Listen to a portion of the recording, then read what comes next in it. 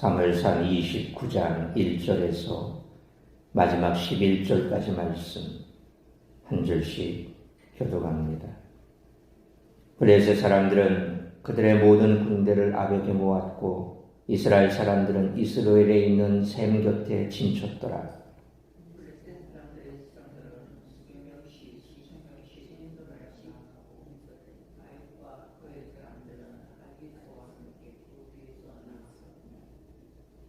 블레셋 사람들의 방백들이 이르되 이 히브리 사람들이 무엇을 하려 하느니 아기스가 블레셋 사람들의 방백들에게 이르되 이는 이스라엘 왕 사울의 신하 다윗이 아니냐. 그가 나와 함께 있은지 여러 날 여러 해로 돼 그가 망명하여 온 날부터 오늘까지 내가 그의 허물을 보지 못하였노라.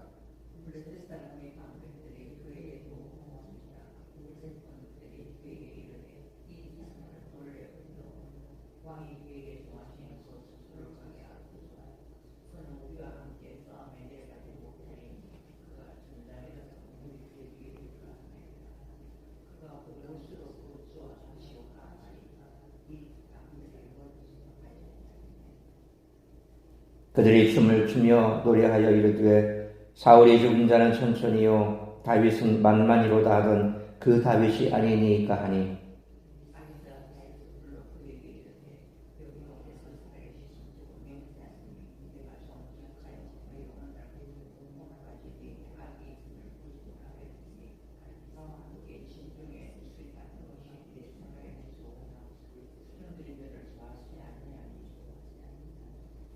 그러므로 이제 너는 평안히 돌아가서 블레셋 사람들의 수령들에게 거슬러 보이게 하지 말라 하니라.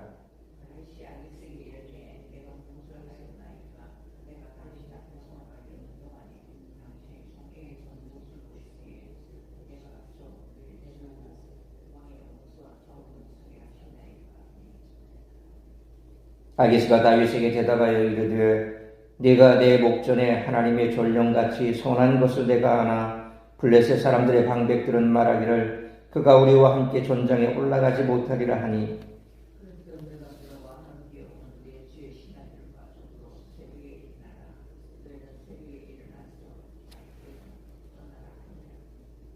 11절 같이 있습니다. 이에 다윗이 자기 사람들과 더불어 아침에 일찍 일어나서 떠나 블레셋 사람들의 땅으로 돌아가고 블레셋 사람들은 이스라엘로 올라가니라. 아멘. 다윗은 블레셋 땅 가드의 아기스에게 망명한 뒤에 시글락을 앗아갔고 진리를 계속 챙기고 있었습니다. 그러나 언젠가 한 번은 맞닥뜨려야 할 일이 마침내 벌어지고 말았습니다. 블레셋이 이스라엘과 전면전을 벌이게 된 것입니다.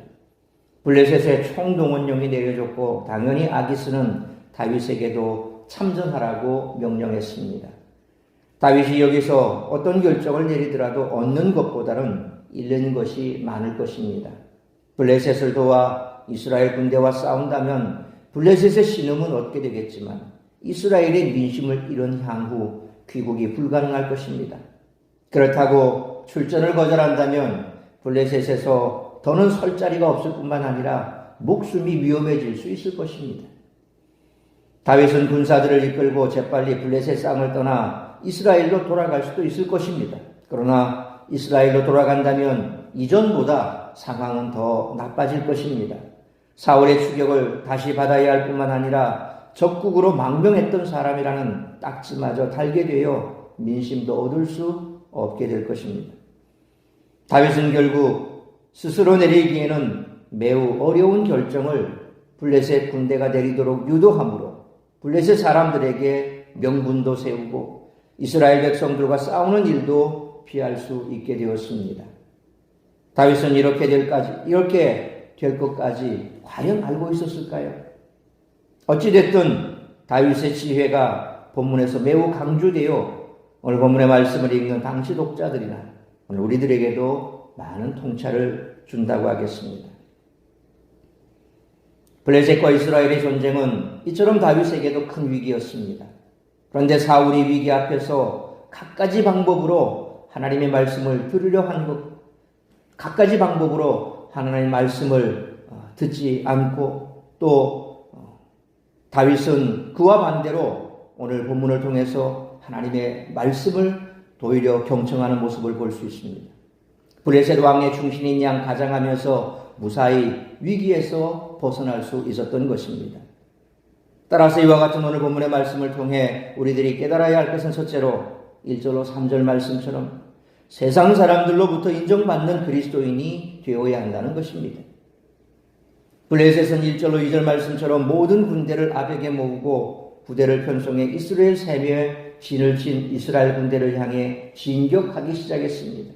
그런데 3절 말씀처럼 블레셋 방백들 중 자기 진영 가운데 히브리인이 섞여 있는 것에 문제를 제기하는 사람들이 나타납니다. 아기스는 다윗이 자기와 여러 날 여러 해를 함께 있었다고 말하며 다윗을 두둔합니다. 또 다윗이 망명해 온 날부터 오늘까지 허물이 없었다라고 하는데 이로써 다윗이 그만큼 자기 정체를 잘 숨기고 자기 역할을 잘 수행했음을 알 수가 있습니다. 다윗은 블레셋 사람들에게도 인정받을 정도로 자기 일에 충실했습니다. 하나님을 찾는다고 하면서 종교 행위에 집착했던 사울이 아니라 일상에 충실했던 다윗이 오히려 하나님의 은혜를 받았던 것을 우리는 기억해야 할 것입니다. 그러므로 하나님의 은혜를 받은 그리스도인으로서 그 일상이 모범적이어서 다른 사람들로부터 인정을 받는 우리 모두가 되시기를 축원합니다. 두 번째로 4절로 7절 말씀처럼 하나님은 모든 것을 합력하여 선을 이루신다는 것입니다. 그런데 다윗을 향한 아기스의 신임은 이스라엘과 전쟁을 앞둔 상황에서 다윗에게는 오히려 큰 문제였습니다. 이스라엘 군대와 싸워야 하기 때문입니다. 바로 이때 4절 말씀처럼 블레셋 방백들이 전쟁터에 다윗과 함께 나가는 것을 반대하고 나섰습니다. 자신들을 배반할 염려가 있다는 것이죠. 그들은 5절 말씀처럼 사울이 죽인 자는 천천히요 다윗은 만만이로다라는 이스라엘 여인들의 노래까지 상기시키며 격하게 반대했습니다. 다윗의 입장에서 이 노래는 어떻게 보면 불행의 시작이라고 할 수 있습니다. 18장 7절로 9절 말씀처럼 이 노래 때문에 사울의 시기심이 불타올랐고 억울한 도망자 생활로 이어졌기 때문입니다. 하지만 다윗이 이스라엘 군대와 싸워야 하는 위기에서 벗어나게 해준 노래도 바로 이 노래입니다. 6절로 7절 말씀처럼 아기스는 어쩔 수 없이 다윗을 돌려보냈습니다. 그러므로 하나님의 백성도 살다 보면 불행한 일, 억울한 일을 당할 수 있지만 하나님은 당신의 섭리 안에서 모든 것이 합력하여 선을 이루게 하신담을 믿고 그 믿음으로 살아가는 우리 모두가 되시기를 축원합니다. 세 번째로 8절로 11절 말씀처럼 중심으로 하나님을 섬기는 자는 다윗처럼 하나님의 돌보심을 얻는다는 것입니다. 다윗은 방백들의 반대와 아기스의 회군 명령에 속으로는 뛸 듯이 기뻤을 것입니다. 하지만 그는 8절 말씀처럼 이스라엘을 내주 왕의 원수라 부르면서 아기스에게 충성을 바치는 채합니다. 그러자 아기스는 9절 말씀처럼 다윗이 하나님의 전령같이 선한 것을 안다라고 하며 그를 달래 돌려보냈습니다.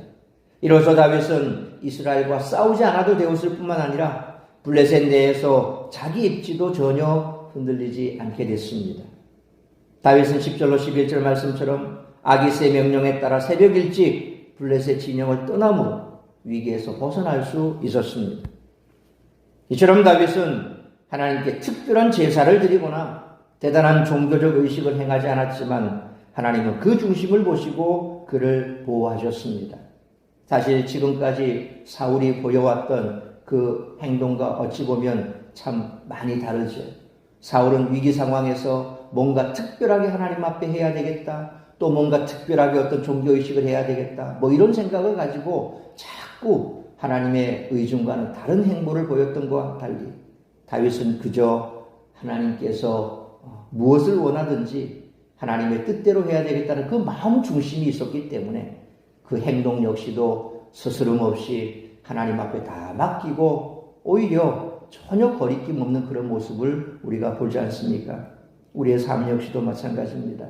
뭐 대단히 뭔가를 해야 돼 하나님이 기뻐하시는 것이 아니라 늘 평상의 삶 속에서 우리가 하나님과 동행하는 모습을 보인다면 그것이 바로 하나님 앞에 특별하게 뭔가 하지 않아도 하나님의 기쁨이 된다는 것입니다. 그러므로 중심으로 하나님을 섬기는 자는 다윗처럼 하나님의 돌보심을 얻을 것이므로 전심으로 하나님을 섬기는 삶을 살아가는 우리 모두가 되시기를 축원합니다.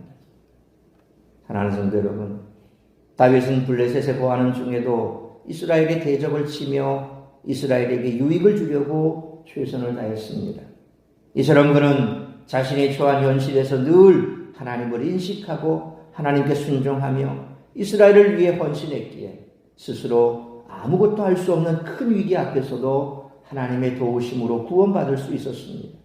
그러므로 다윗처럼 주어진 일상에서 중심으로 하나님을 인정하고 섬길 뿐만 아니라 하나님의 은혜를 받은 그리스도인으로서 그 일상이 모범적이어서 다른 사람들로부터 인정을 받는 우리 모두가 되시기를 주님의 이름으로 축원합니다.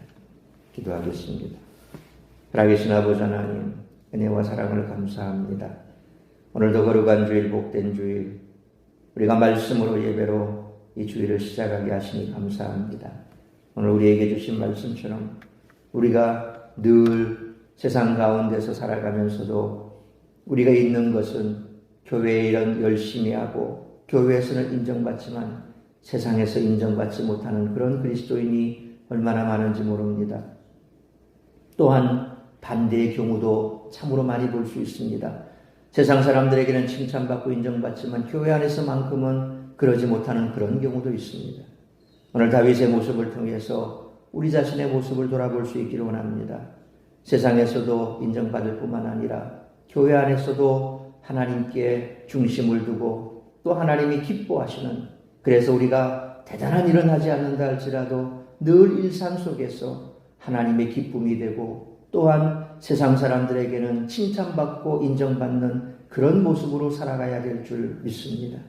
우리의 믿음이 과연 중심이 바로 선 믿음인지, 아니면 사울처럼 세상 사람들 눈치를 보고 또 그들을 위해서만, 자기 자신만을 위해서만 그렇게 살아가다 멸망의 길에 서지 아니하고 오직 늘 삶 속에서 하나님 중심이 바로 서 있으며, 그래서 참 그리스도인답게 세상 속에서도 칭찬받는, 마치 초대교회 안디옥 그리스도인들처럼 그들이 세상 속에서도 얼마나 칭찬을 받았는지, 비로소 그리스도인이라 하는 칭찬을 받았던 것처럼 우리 역시도 교회 안에서나 세상 속에서나 동일한 모습으로 하나님을 섬기고 또한 세상 사람들을 잘 섬겨나감으로 말미암아 칭찬받는 그리스도인으로 살아갈 수 있도록 은총 베풀어 주옵소서.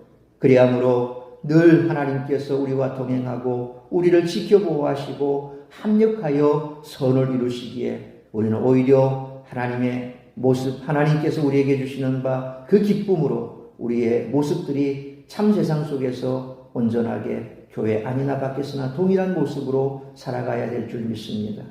오늘도 우리 사랑하는 성도들 어디에 있든지 무엇을 하든지 오늘도 주님 앞에 나와 예배하기를 기뻐하고, 우리가 대단한 일을 하지 않는다 할지라도 늘 이와 같은 다윗과 같은 모습으로 하나님을 기쁘시게 하고 세상 속에서는 믿음으로 살아가 세상 속에서나 교회 안에서나 동일한 모습으로 우리가 하나님의 영광을 드러내는 그런 삶을 살아가기로 결단하는 귀하고 복된 예배자들이 될 수 있도록 크신 은총 베풀어 주옵소서. 특별히 아픈 성도들, 마음에 상처 있는 성도들 더욱더 주님 앞에 나와 예배케 하여 주옵시고 말씀 붙들고 나아가게 하여 주옵시고, 그들이 주님 앞에 말씀 붙들고 나아갈 때 때가 되매 하나님의 방법으로 하나님의 때에 모든 것을 응답받고 하나님 앞에 영광 올려드리는 그런 삶을 살아낼 수 있도록 오늘도 우리의 성도들을 주께로 인도하여 주옵시고, 오늘도 이 새벽 예배를 시작으로 드려지는 모든 예배가 우리 하나님 기뻐 받으시는 예배가 될 수 있기를 간절히 빌고 소원하오며 이 모든 말씀 우리 주 예수 그리스도의 이름으로 기도하옵나이다. 아멘.